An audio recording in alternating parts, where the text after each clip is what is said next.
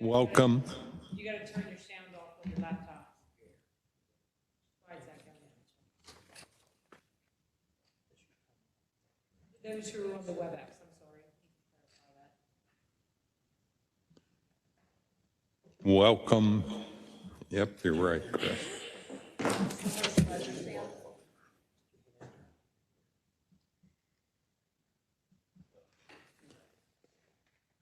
Welcome to the April 16th meeting.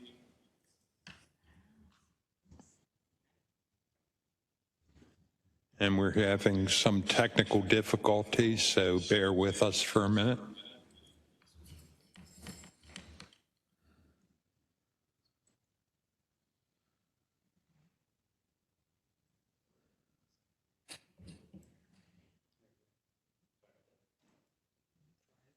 Okay. And no echo. That's a good sign. Again, welcome everyone, both in person and virtually, that's attending the April 16th meeting of the Council Redistricting Commission.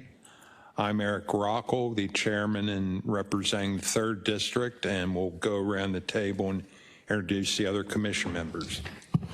Good evening, John Delina, representing the 5th District. Edward Kramer, representing the 7th District. Al Harris, representing 6th District. And joining us virtually, Cordell and Lisa, do you want to introduce yourselves? Yes, this is Cordell Grant, 4th District. And Lisa Belcastro, representing the 2nd District. Thank you all. The first order of business is the approval of our April 9th minute meetings for meeting number 7. We've all received a copy of those, both by email and a hard copy here tonight. Do I have a motion to approve the minutes?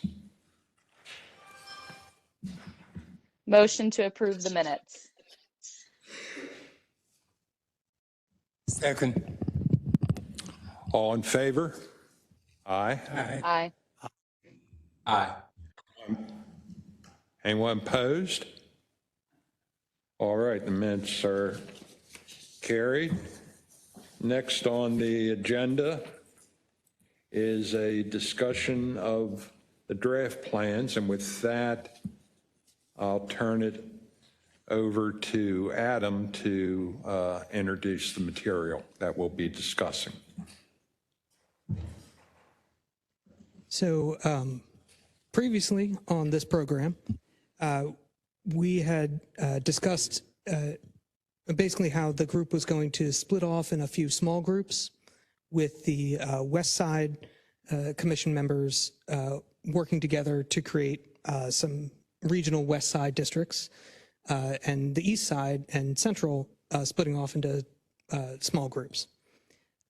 We've now received, I believe, one map from each of those 3 groups, and tonight is about comparing them. So right before the meeting, we were doing some prep work to compare the East Side one, which is shared from Ed Kramer, and the West Side map, which would be shared by Lisa Belcastro. So that's the technical part of it. I will leave it to the commission members, whether you guys want to talk about it first, or if you want to dive in to the comparison. It's up to you.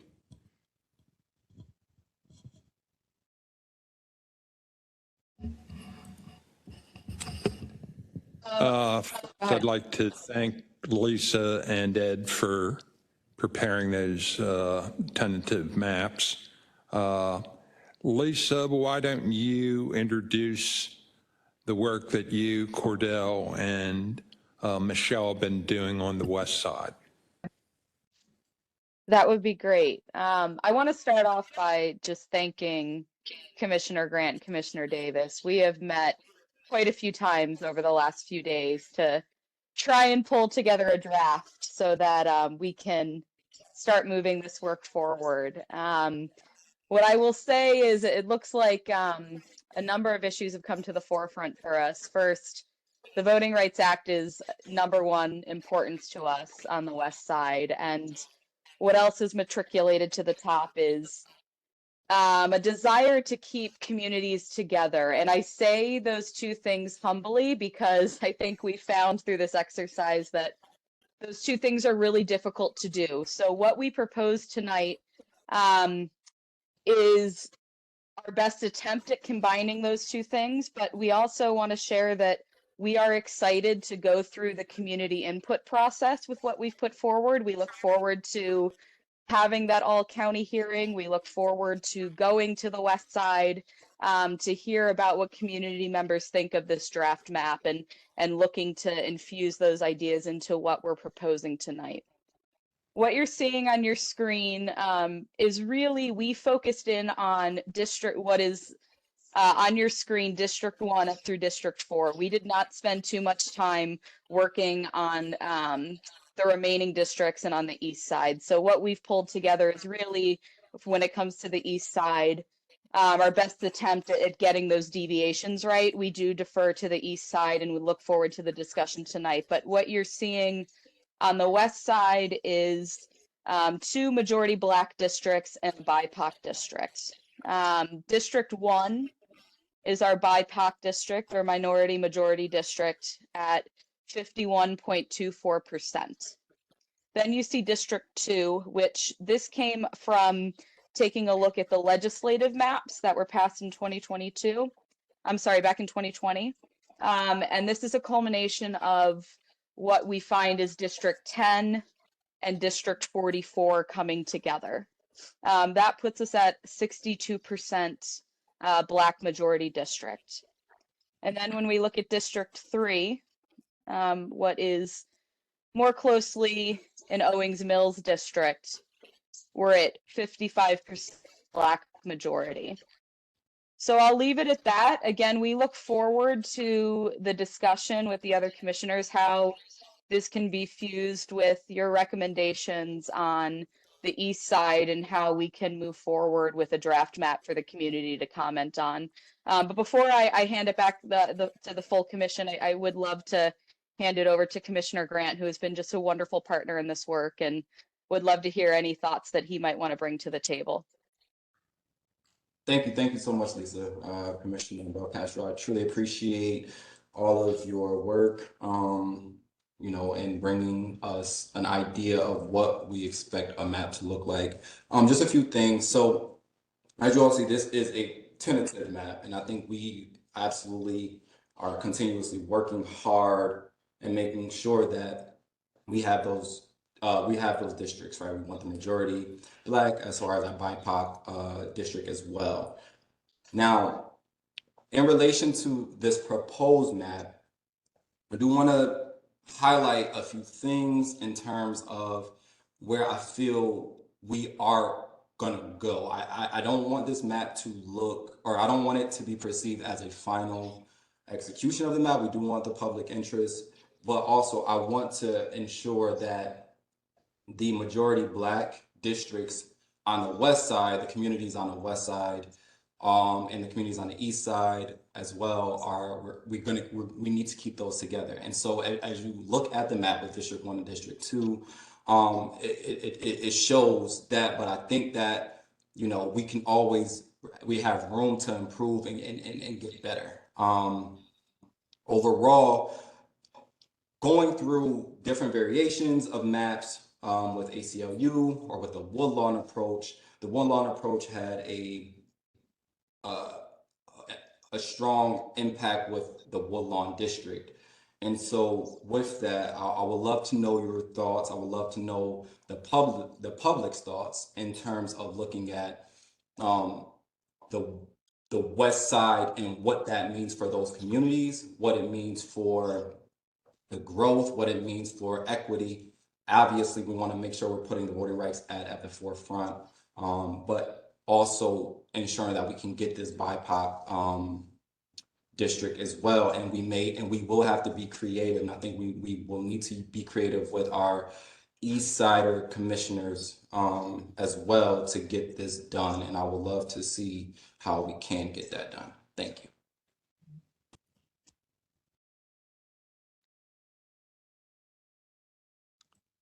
Thank you, Cordell. Now I'll ask Ed Kramer to say some introductory remarks about his map.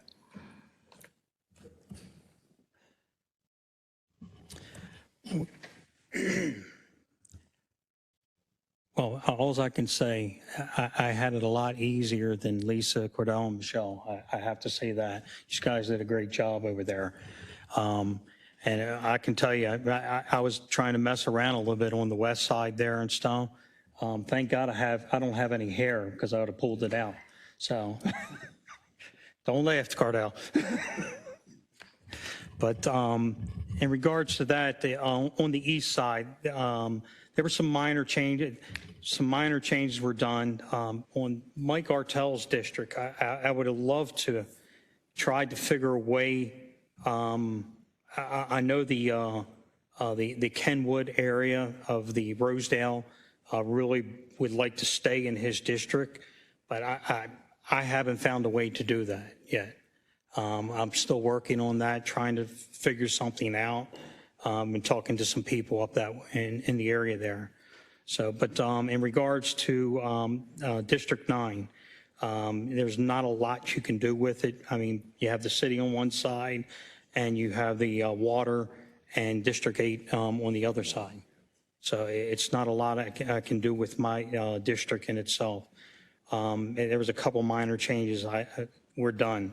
On District 8, that would be the Essex Middle River area. I did make a few adjustments on the north side towards the, between Philadelphia and 95. Added that to District 8 because District 8 was, the numbers were a little on the low side. District 7, I did some modification there also. Eric, I didn't do much with in the district of Wake Cottage there. For District 6, that's marked there. I hope you have some input in regards to that. But I have to say, Lisa, Cordell, again, and Michelle, you did a wonderful job. Great job. Thank you. Okay, thank you for your introduction. There's one thing, Lisa, if it's any way possible on your map, on the west side there, can you change some of the color variations? You know, us old people that are wearing glasses is a little difficult sometimes. Thank No problem. I can definitely take care of that for you. I appreciate it. And I appreciate your work on the east side as well. This isn't an easy task.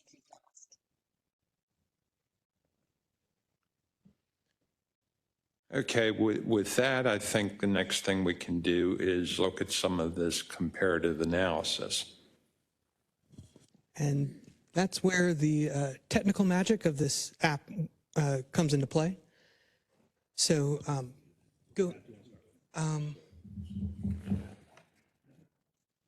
let's use the west side as the base, and then since they went first.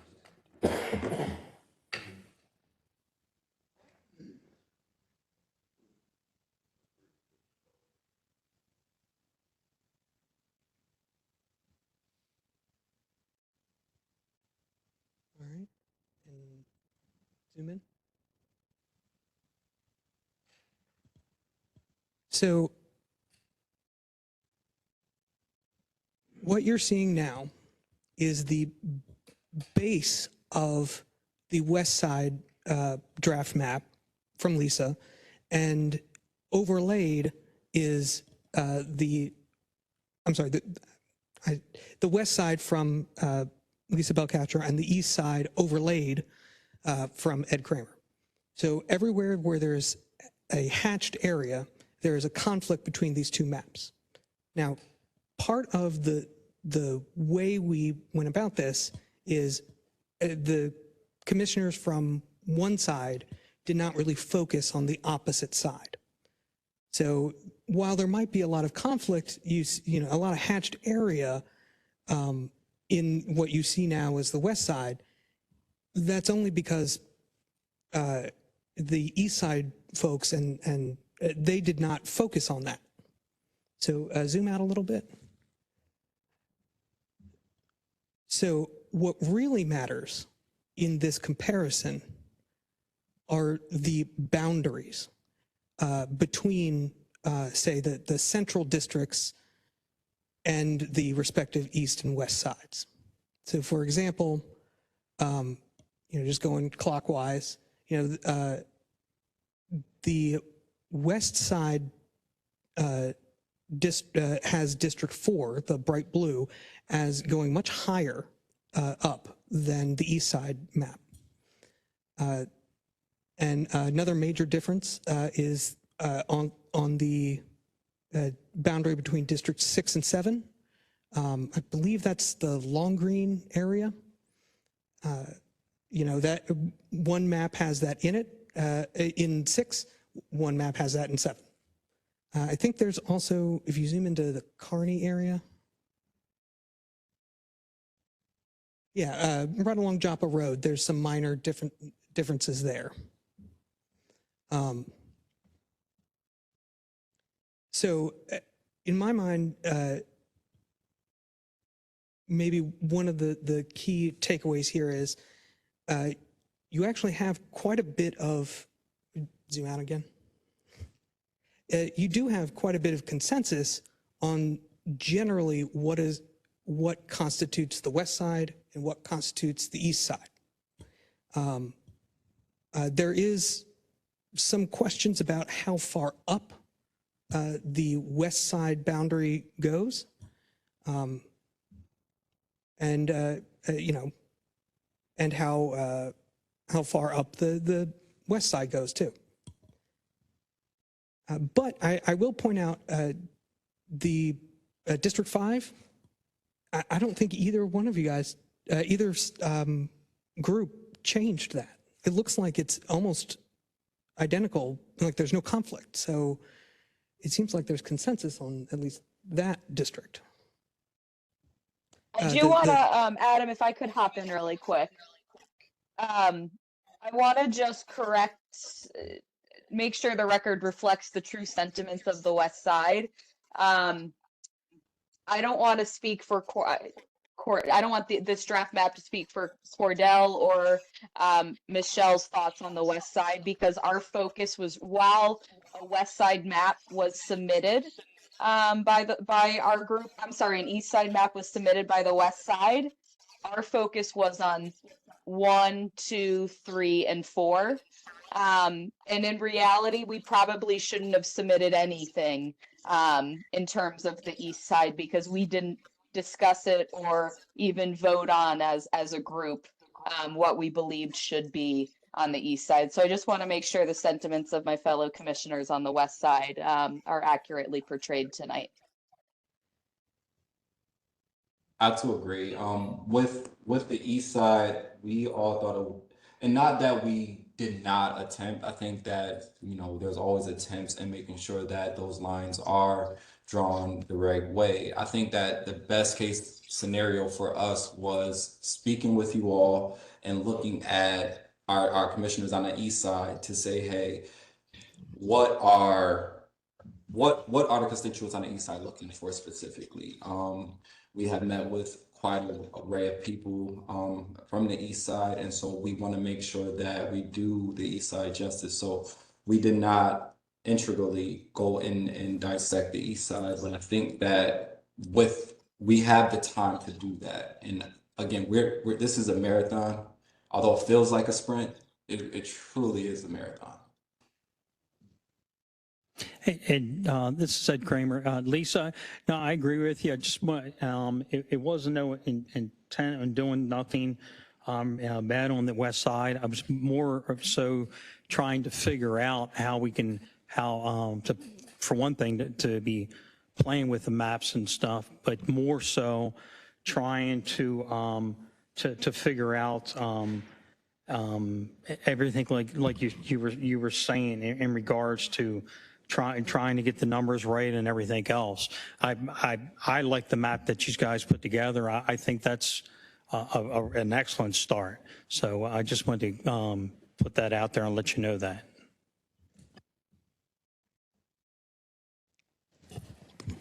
Personally, I just want to say to the West Side group and the East Side group, I really appreciate exactly the work that you've done. But as you said, this is only our first presentation. So, you know, we can still find those things that we may agree on or may not agree on. We still have time to get that done, because as I see the West Side, it seemed like, I hate to say this, it seemed like you're putting all of our black population on that one side of town. And that shouldn't be it. I mean, I know that you did the best you could to try to figure out your areas. But like I said, I just want to see us more united, where we can spread this out a little further. I have a question for my East Side commissioners, if I may. Go right ahead. Thank you. So I do have a question, like for our East Side commissioners and constituents, what is the biggest goal that would feel like would be an accomplishment for you? You stated that, you know, there was a concentration of the Black Baltimore County residents on the West, and so of course, I want to make everything continuous and congruent. So with that being said, like, what is the East Side's biggest contention when it comes to this map and trying to get that goal accomplished?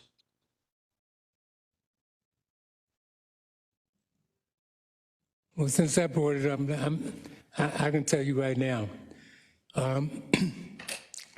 there is no big contention right now, because I see this as just it. Presentation, your first presentation. We don't know exactly how we're going to separate or divide the East Side from the Central Side. We don't know that yet. But what I see now is, just looking at it now, it just seems like the total population of Baltimore County is being placed, Black population is being placed on the West Side, and it shouldn't be.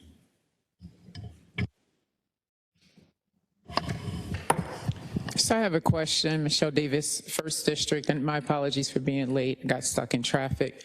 So I'm curious, Commissioner Harris, what is it that you're seeing on the West where you feel like there's a heavy population of African Americans, right? The District 1 is very dense. It's very dense. And I think that the time that Commissioner Grant and Belcastro and I, we spent together, we've been on the phone and we've been pulling lines and picking hairs and, you know, just questioning each other and trying to formulate thoughts and ideas, even outside of the objective here, and talking about resources, which of course that takes us a little bit off path. But for us to pull from the ACLU maps, which are very, very stringent, each of them, all three. And then for us to come to the conclusion, a preliminary conclusion, to say, let us look at the Woodlawn approach and see if we can attempt to work through this and around it with, again, preliminary thoughts, with the understanding that we have to get the train moving for a pass, understanding also that constituents across the county will probably have even more opinion and criticisms and thoughts for all of us to consider across each of the districts. But in looking at District 1 and the density and what's happening above 70 and below 70 and across some of the communities, and do we split communities, or do we look at the beltway lines, or, you know, we looked at a lot of scenarios. And so my question is, as this is a first pass, help us to understand what you're viewing as more African Americans being placed on this west side, right? You do understand what Randallstown already represents, being the larger, right? One of the larger African American districts. So what particularly are you calling out where African Americans are placed here? We want to collaborate with other districts. We talked about some things for the east side, but obviously we have to wait to have these conversations. So this is just our first pass to say, this is what we're thinking. It's not the end all to be all, but we want to understand, right? Because you feel very strongly about that. So give us some flavor, because we're going back to the drawing board, obviously. Can I make a question? For instance, in the Dundalk area, you got Turner Station. I mean, they're by themselves down there pretty much. I mean, don't get me wrong, there's the Black community goes out through, but the density there is tremendous. There's no place to go. It's almost like an island right there, and you can't you can't move it any place else. So, I mean, right there, Turner Station, yeah. It's a difficult thing to try to make something different. And to be honest, the emails we received from Turner Station, they want to stay where they're at. Yeah, and you can't discount the historical development of some of these communities around the county as well. I don't mean to seem to make this a debate, but I'm just, wait a minute. I'm just trying to clarify that this is preliminary. That's all that I'm trying to be sure of, that we understand that this is just preliminary. Yeah. And I appreciate everyone's work. Yes, definitely preliminary. Definitely a first pass. Right. Definitely wanted to hear from everyone at the table, in addition to Commissioner, obviously, as we're trying to prepare for the virtual meeting, so that we can also hear from those residents of the county who will join, on top of all of the emails and the other information we've received, but keeping the voters right? At the forefront of all of it. Yeah. If I can hop in, I want to just thank everyone for their comments in this exchange. And I just want to make sure that I heard some of the comments that were said correctly. The way that I heard it is, Commissioner Harris, you may be seeing a pathway for the creation of either a Black majority district on the east side or a BIPOC majority district, or I'm sorry, a BIPOC district on the east side. And I just want to see if you can elaborate on that, if I heard that correctly, because that's an important point, if that's something that you're bringing to the forefront right now.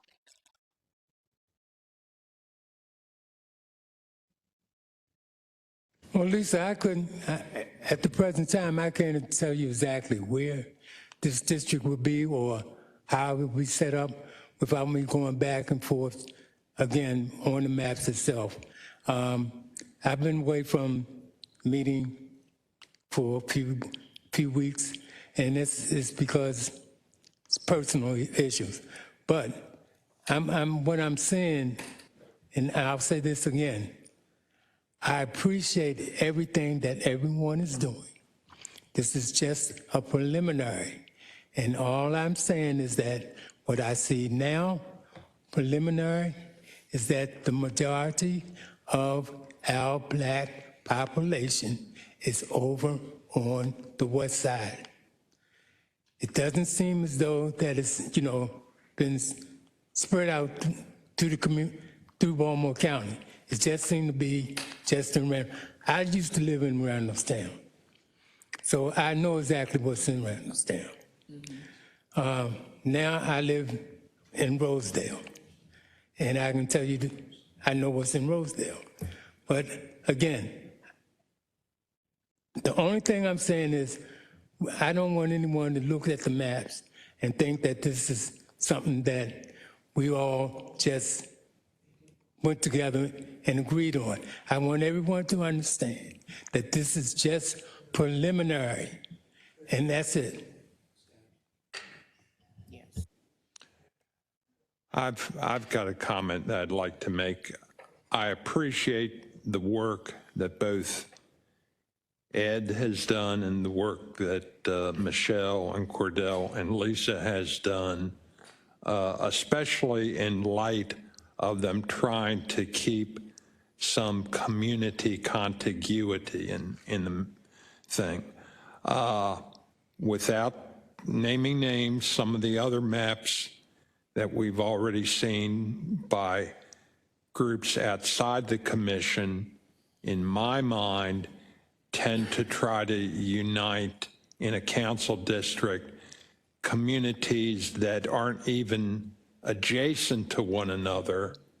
And that to me is a major bugaboo from my perspective. So thank you. I'd like to add something here. I tell you, the work that the West Side did, and Michelle, you weren't here, these guys did a great job.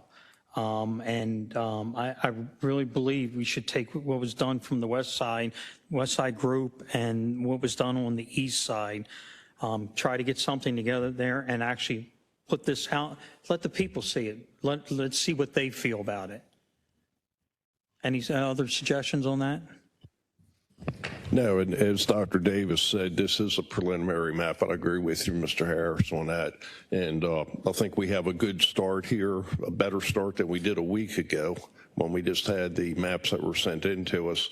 And we have been getting a lot of emails from community groups. And I think all the commissioners, I believe all the commissioners read those emails and take them to heart and try to understand where those folks are coming from. So it is a preliminary, that's no doubt, but it'd be good to hear what the constituents out there have to say about this map in particular, and we can make some more tweaks, but it is an initial preliminary map.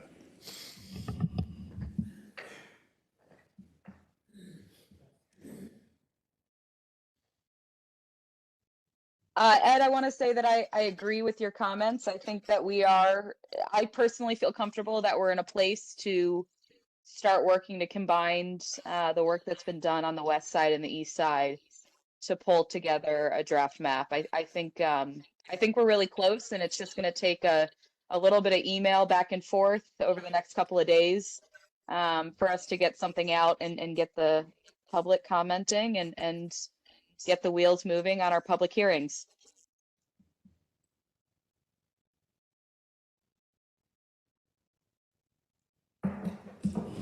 Can I, and my question, thank you, Lisa. My question is for you, Adam, or maybe Tom, and forgive me if it's redundant. Did we see I don't remember her name for the voters presentation, did we see within that data, whether it's aggregate or broken out, was there any detail regarding how the districts look in comparison to political party? Republican, Democratic, Liberal, Conservative, any of that information available? So in terms of political performance, there's different ways to assess that.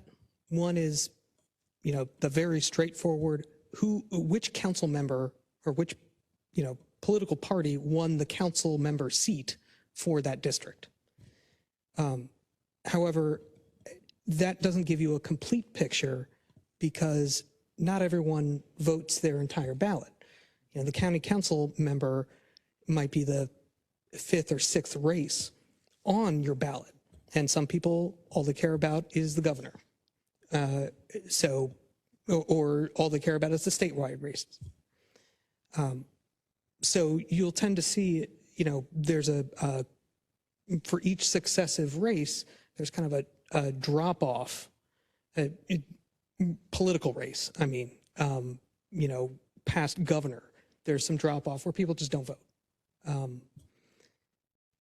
So if you're looking for the whole sentiment as best you can get it, you typically want to look at the top ticket, the top race on a ticket.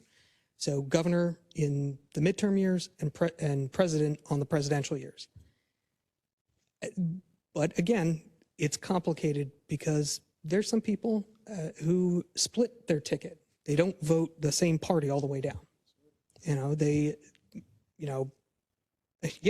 You might vote one way for the president or governor and another way for your state representatives and yet another way for your local representative on the county council. So I don't mean to give you a it depends answer, but this is the complex part of having multiple levels of government and having a voice in each level. If you want the just keep it simple part, I'd say, just look at the county council, which person from a political party won that seat. And traditionally, at least since 2000, the east side has been Republican, west side has been Democratic. Yes, since 2010, I'm sorry. West side has been Democratic. The North County has been Republican. And the central area, being the Towson, Pikesville, Parkville, have been Democratic. I would add from a historical context, from the county's formation in the 1950s through about 2010, the Dundalk precinct had always and strongly, I'm talking 75%, been Democratic. But then you had that watershed moment that changed things, and now the Dundalk precinct is Republican, at least with respect to the council and many times, other races down there. So. And the only thing I would add, Dr. Davis, is historically, the county council for many years, many cycles, was at times, I think, 7-0 Democratic, definitely 6-1 a lot. It was probably in the last 20 years that it became 6-1, and then in 2010, it became 5-2, and the two were the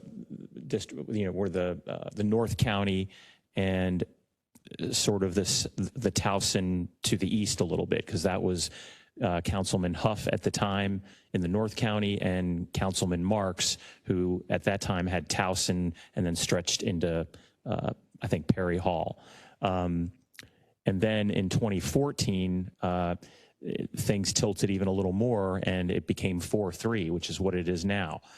So since 2014, the council has been 4 Democrats and 3 Republicans, and the third being Dundalk. Dundalk was always traditionally a Democratic union, relatively conservative, but very Democratic in their politics. And in 2014,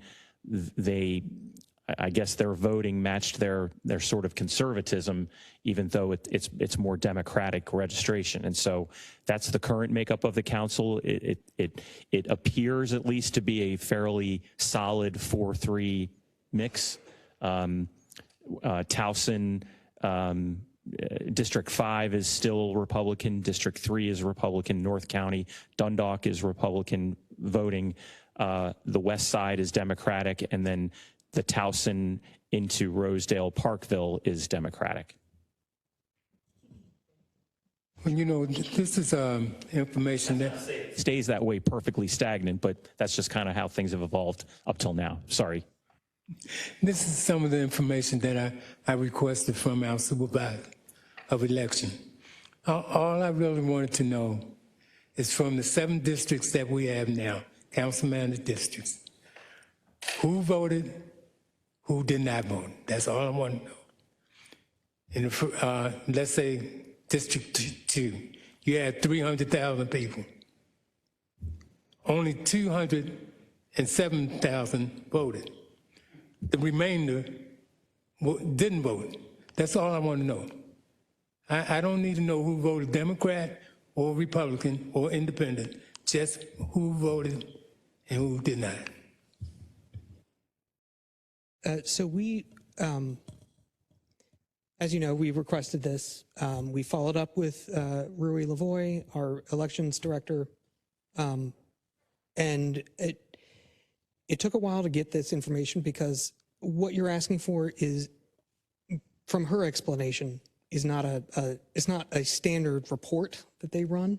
So she did get us, she did get us some spreadsheets that were kind of the standard report, that she could create. It wasn't helpful. She gave us, so we asked for a redo. She gave us, and this was, I think, late last week, I think Friday. She got back to us with some spreadsheets, and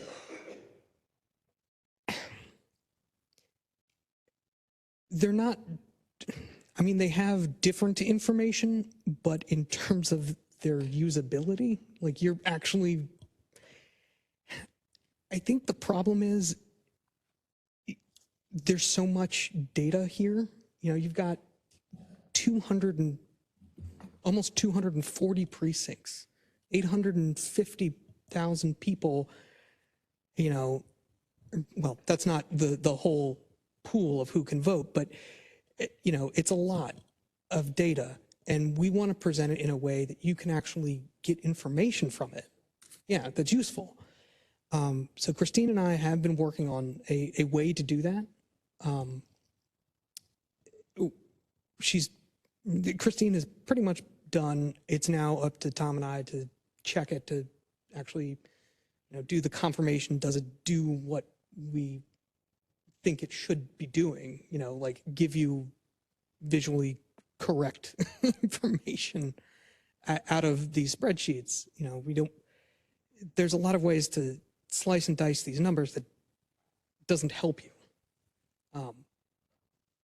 Of course, if you want the raw spreadsheets, we're happy to give them to you. But we are definitely going to try and get that to you. Hopefully, Tom and I can do that review tomorrow or Friday, get it to you by the end of the week or by Monday.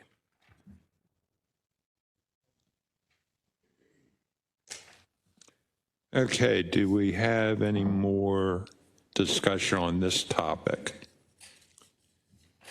If not, I'd like to move to a topic that's very adjacent to the last one we discussed, which is setting a deadline for the tentative map, and then as a result of that, it will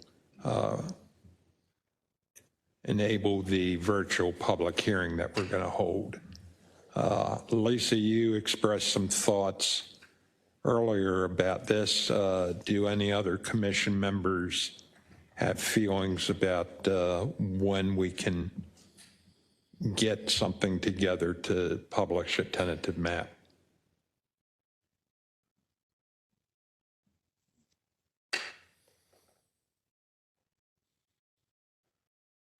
I will just echo what I said last meeting. I think that we should keep this momentum going and keep the goal of getting this done by, I think I said last meeting, the 22nd, so that the public has time to collect their thoughts prior to a meeting on the 30th. I think that this could probably be wrapped up through a couple of offline conversations between some of the West Side members and the East Side members, or maybe even tonight, to get this wrapped up, have a draft map completed by the 22nd, so we can move forward with our public hearing on the 30th.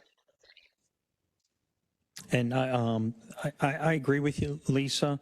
I don't think there's going to be, it isn't going to be too difficult to get something together, because I like I said before, I really believe that you just did a great job on the side there, and the minor changes in the middle we can look at and get them fixed, and there were some minor changes on the east side. So there's no reason we can't actually get something together for the, what was it, the 22nd, I believe it was? Yeah. I don't see any reason why we can't do so.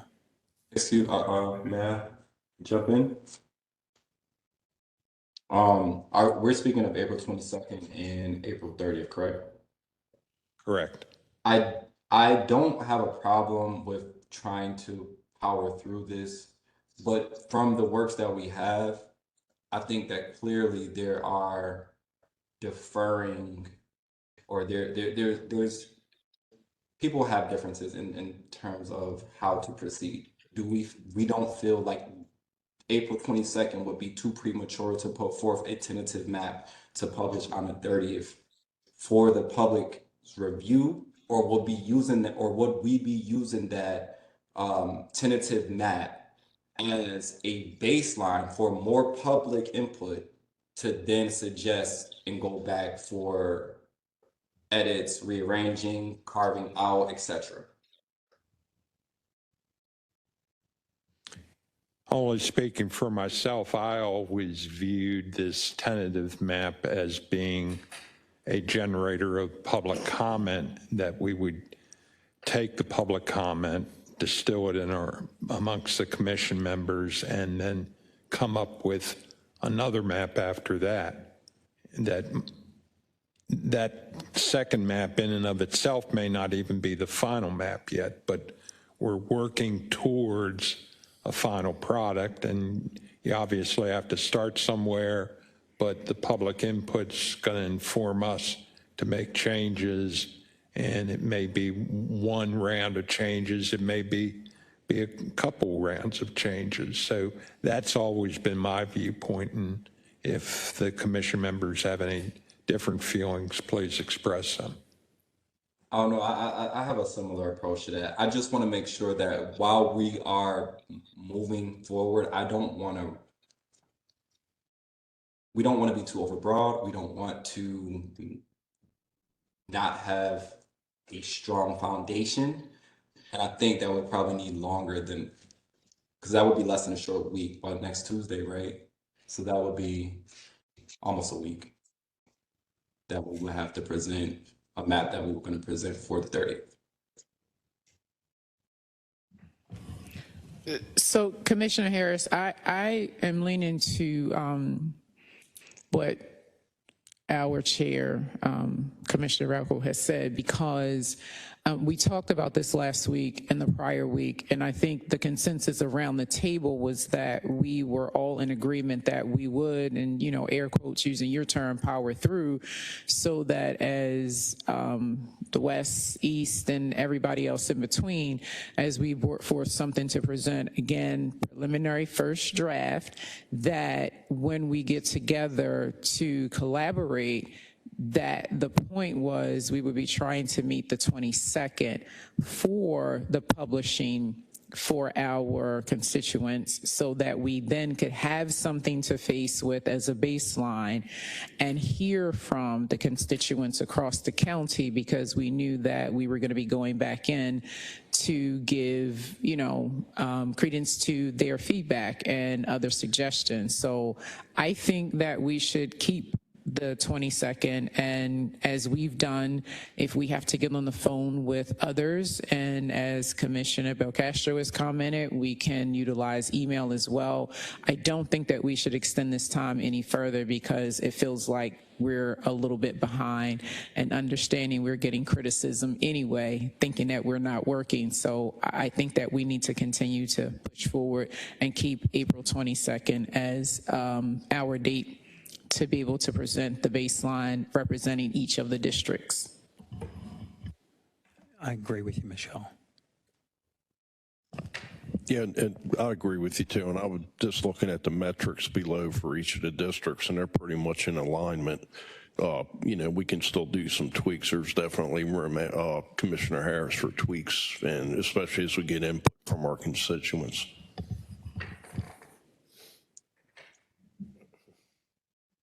Since it seemed to be everyone looking at me, let me put it to you like this. I had no objections to us pushing through.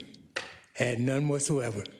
So on the 22nd, whatever we present on the 22nd, that's what we will present. Yeah, that after Al finished his statement was going to be my next question of the staff is what amount of lead time do you need once we get back to you on the 22nd and say, this is what, So in order to facilitate that, my suggestion is going to be that Christine and I, we take the two maps that we've seen today, we create a template, we merge them together and create a template that you all can see, just like all the other templates. And you can kind of, and this is going from like the macro changes down to the minor changes. So that way, if anyone does have minor tweaks, you can, you're starting from the base of one map now. In terms of once you actually have a consensus on a map, I've been looking at some of the reports, you know, that we want to publish alongside it. I think we can probably, you know, get something out the next day or within 2 days. Oh,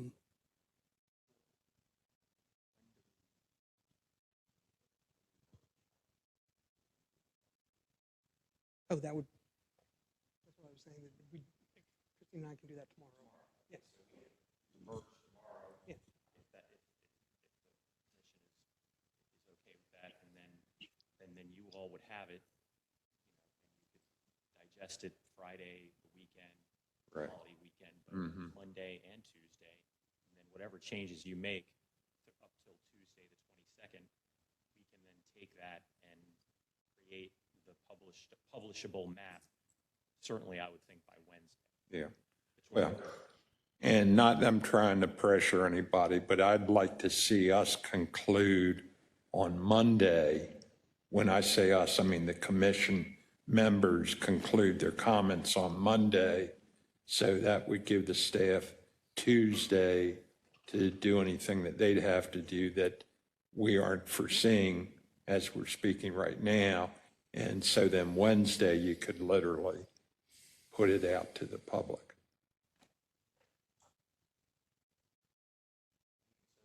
We can accommodate that. And again, if you give us the permission to merge the maps tomorrow, then that'll definitely move things. Okay. Any of the members have any objections or further thoughts to what they just heard from Adam and Tom? Okay. Do we need a motion on this?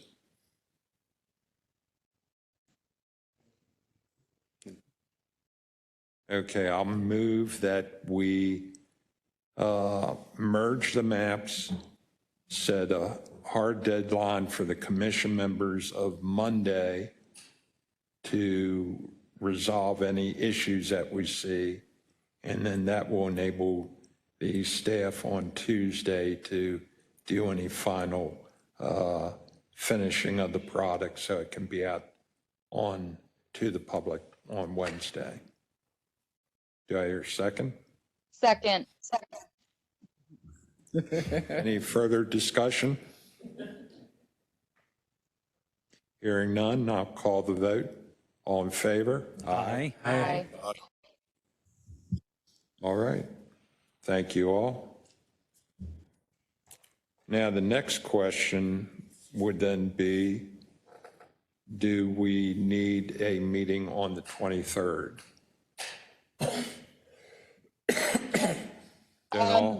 So I just a point of order that I want to raise. Would we as a commission need to hold an official vote on the maps that we're putting forward?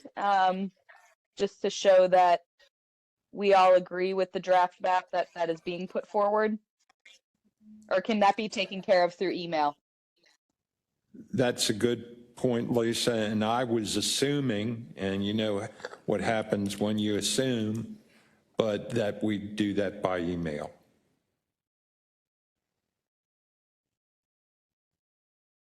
I'm in agreement that if we can do it by email, then we don't need to meet on the 23rd. Unless, Adam, you just want to see us.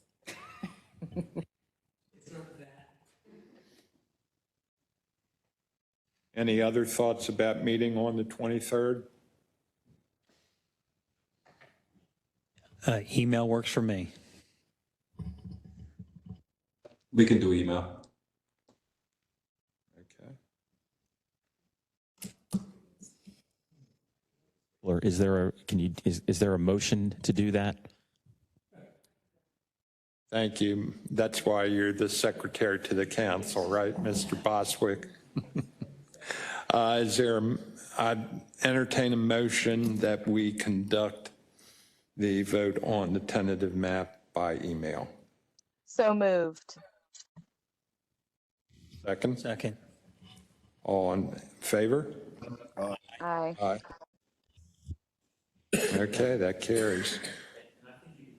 Because again, this is all rather informal. This is not the map. This is a map, and it is something. It's almost for demonstrative or illustrative purposes, whatever you want to call it, so that, as you've all indicated, people can look at it, see where your first thoughts are, and have comments at the public hearing, and have a meaningful discussion. So, I think you're fine to do it that way. Okay. Then the next question would be commission meetings in May, and of course, part of that's going to revolve around hearing dates and that sort of thing. So the staff has a calendar here for May that informs us when the county council is working on the various budget sessions and that sort of thing, and we need to arrange our schedule around that, certainly to some degree. I see most of these times are during the day, though, correct? Yes, and I would say most of these entries that are on the May calendar would not affect you, so I would not worry about your scheduling of these meetings. I wouldn't look at those as a roadblock. The only potential roadblocks are, Monday the 5th when we have a legislative session, and the work session on Tuesday the 13th. But other than that, I think, unless Adam, you correct me if I'm wrong, and the 27th, of course, that's a work session day as well. But those other days where you see council budget sessions, they will be completed at the latest by probably 4 or maybe 5 o'clock, depending on if things run a little. So I would not worry about that as a roadblock. Okay. Well, certainly the week of the 5th of May, I'd like to have at least one meeting during that week, because the public hearing will be fresh in our minds, and we'll be able to bring thoughts and comments relative to what we heard from the public then. Does anyone have any feelings about whether it should be on the Wednesday, the 7th, or some other day during that week? Personally, I would like to see us continue the Wednesdays. Okay. I'm okay with the 7th. 7th will be fine.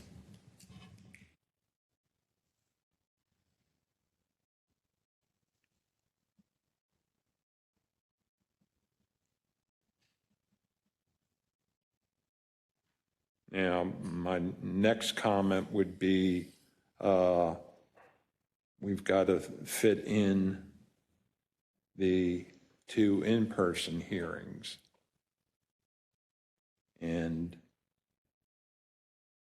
how much time does the staff need to make arrangements for those in-person hearings? I was going to ask you, Mr. Chairman, if the commission would give us permission to, us meaning Ms. Belcastro, Chris Belcastro, permission to try to start doing that. And if so, is it okay to try to utilize for the west side the Randallstown Community Center, or, I mean, it may come down to what is available, but we can certainly, start with the Randallstown Community Center because that was where the initial one was going to be. We can look at the Perry Hall Library on the east side. We can look at, again, we can start with that, but also look at potential alternatives to that. And I don't know if, Chris, do you want to speak to that at all? No,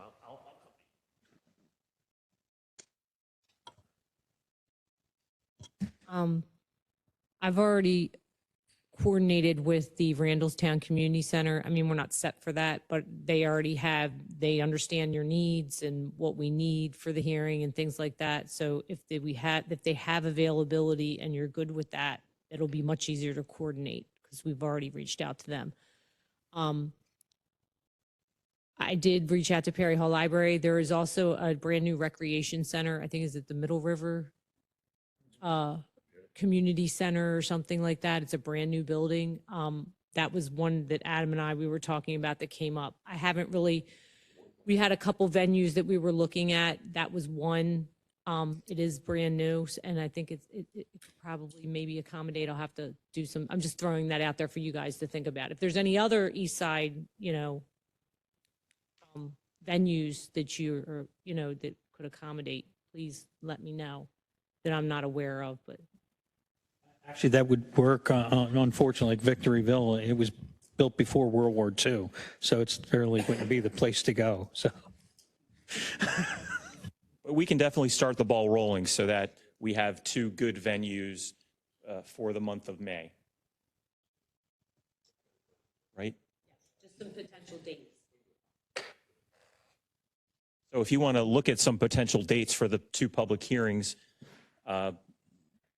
we can do, if you give us some guidance on that, we can't make any guarantees, but we can certainly try to accommodate that. Mr. Chairman, I'm looking at that week of the 21st of May. Doesn't seem to be anything there. That seemed to be a time that we should look at because, like I said, there's nothing on the calendar at all for that week. You have the budget session, it's 3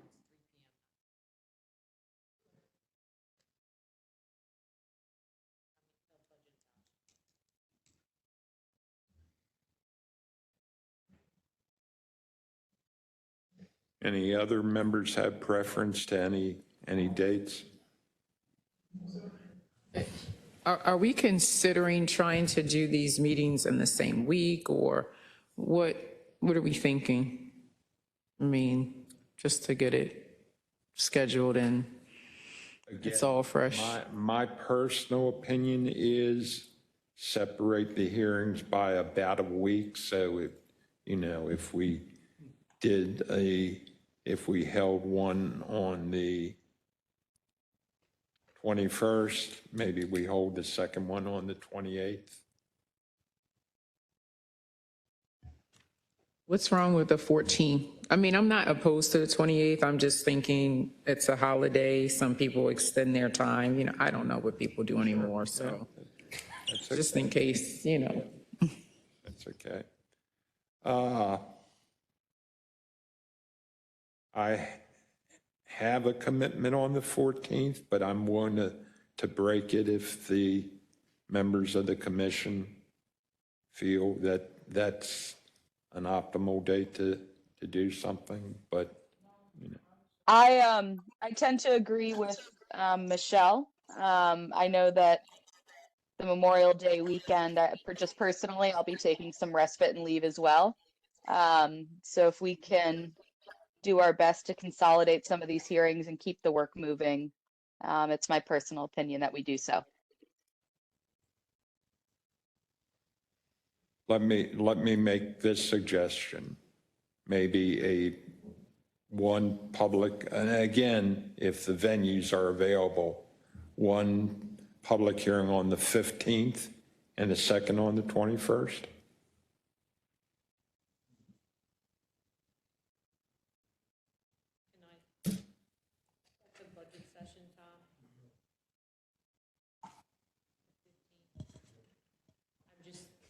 have to look at things logistically. I know that the budget session is virtual, but if that goes over an hour or two, now we have to go to the the venue and set up, I'm thinking CZMP, and set up and things like that. I'm not sure if that would be enough time. I'm just throwing that out there logistically. Yeah, I respect that, Chris. Yep. I mean, I would always hope for a budget session that only lasts 30 minutes, but I don't see that happening. When I see the last item on the 15th. CPS. Yeah, I know it's not going to last a half an hour. Yeah. Tuesday, the 20th, and I'm just throwing that out there. I don't know if anybody has availability, but that's also an empty spot. Yeah, I'm available on that date.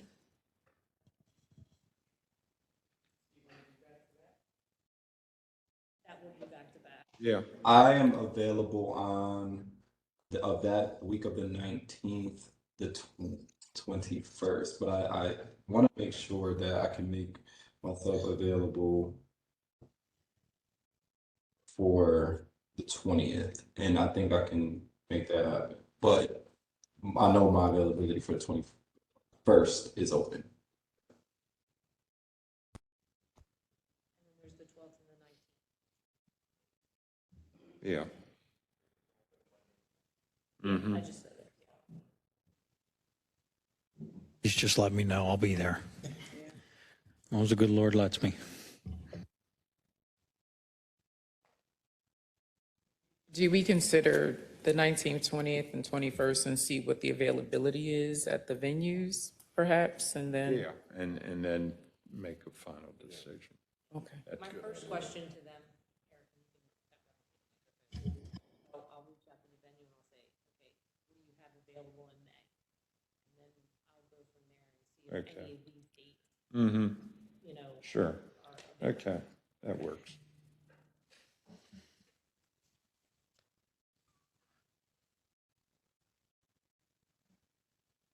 Be able to find out pretty quickly, too. Yeah, okay. All right. Do we have any other matters we'd like to bring before the commission from the members?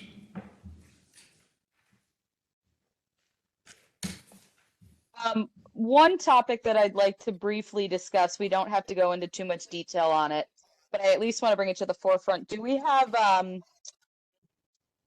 need to spend time thinking about when we would like to conclude this work, or at least set a soft deadline for ourselves of once these public hearings are done? When would we like to wrap up the work and present it to the council formally? I believe we're supposed to, in June, mid-June, we're supposed to have it by? Yes, we have in trying to calendar this entire process, along with, the handoff to the county council, that gives the county council also enough time to digest, have a public hearing, and then put in the final redistricting bill. We looked at trying to get this done by June 13th, which is a Friday. Is that set in stone? No, but we're trying to shoot for that. And if we fall a little short, say by a week, I think we can live with that. But don't tell anybody I said that. I actually think we're on track to do that. Thank you. You've jogged my memory now. I do remember discussing that, and I think that's a good timeline with what we've laid out with the public hearings. I think it makes sense, and it's something we can stick to. Yeah, I would agree. In fact, you may want to, well, you're going to, obviously you're going to have your public hearings, and then you're going to want to meet again and, more or less finalize things. Yeah. All right, any further discussion? Hearing none, I'll entertain a motion to adjourn. Make a motion that we adjourn this 8th Redistricting Commission meeting, 7:15 PM Eastern Time. Okay, thank you. Do we have a second? Second. All those in favor? Aye. Aye. All right, I want to again thank the staff because they're so instrumental in helping us along the way. Adam, Tom, and Chris, we couldn't do this without you. So with that, on that note, I'll say good evening, everyone.